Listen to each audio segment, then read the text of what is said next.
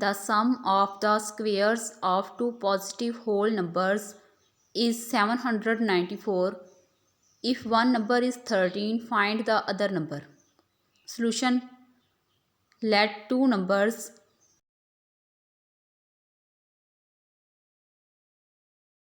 are x and y.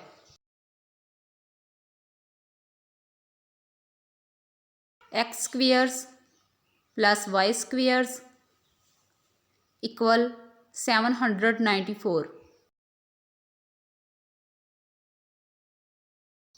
One number is 13. 13 squares plus y squares equal 794. 169 plus y squares equal 794. Y squares equal 794 minus 169. Y squares equal 625. Taking square roots on both sides.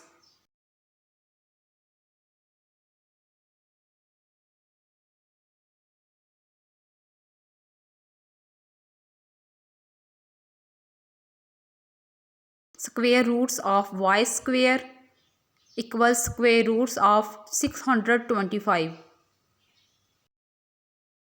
Y equal 25.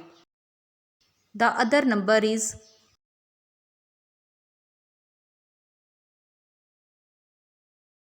25.